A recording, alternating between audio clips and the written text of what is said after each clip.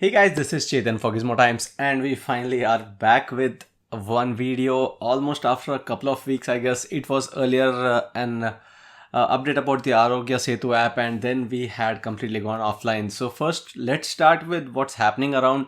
It's still the same phase of coronavirus outbreak, and the lockdown has been extended now. But we thought let's now get back to doing videos.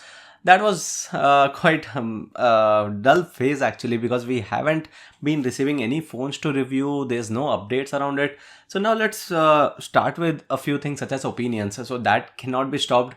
Phones are getting launched globally. There are launches happening in China, in other countries as well, and now in India in a few cities where they are in green zones. The deliveries of smartphones as they are non-essential, that is also going to start.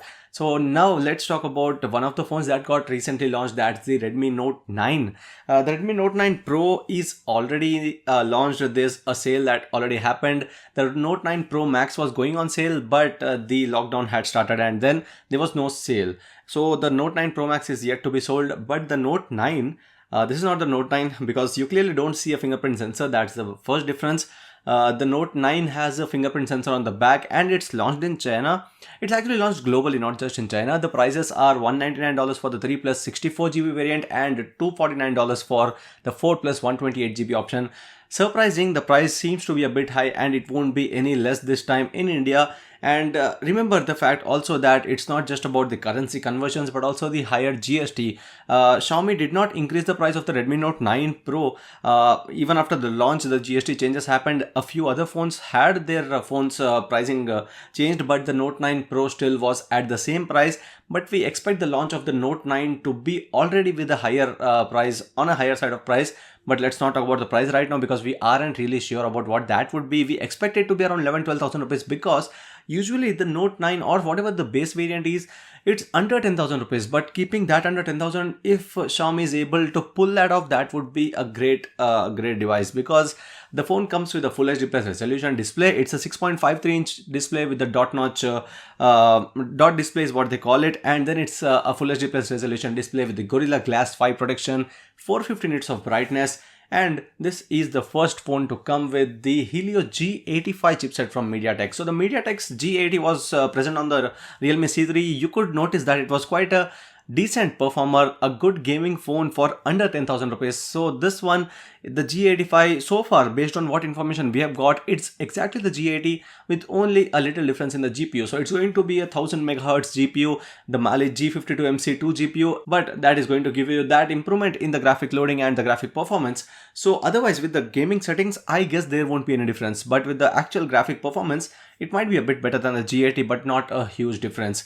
But with the scores on benchmark apps and even with the performance, it seems to be better than the Snapdragon 665 that was present on the Redmi Note 8, the previous device. And Xiaomi has claimed that it's about 32% stronger with the GPU and 22% stronger with the CPU when compared to the Snapdragon 665 that was on the Redmi Note 8. And this phone comes with a quad camera combination on the back, 48 megapixel primary camera, 8 megapixel wide camera and a 2 megapixel depth, 2 megapixel macro camera. So that's the quad camera setup on the back, a dot display on the front. So that dot camera or the punch hole camera is going to be a 13 megapixel camera for the selfies.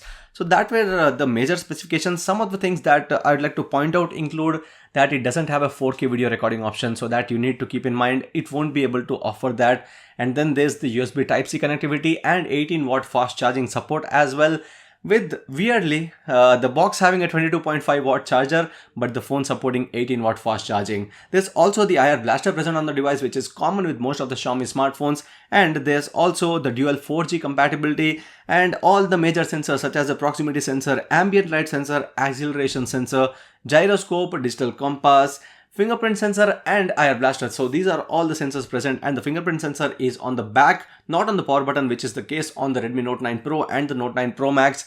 So this was all about the Redmi Note 9. My quick thoughts would be that this is quite a decent phone if it is able to, if Xiaomi is able to bring it to under 10 to 12, around 10 to 12,000 rupees, this would be quite a good pricing for the device. If 10,000, then it would actually be a great device because $200 converted to INR right now would be around 15,000. Obviously, Xiaomi won't price it 15,000 and it would price it lesser. But if it is able to pull it off at 10,000 as the base variant price, that's for the 3 plus 64.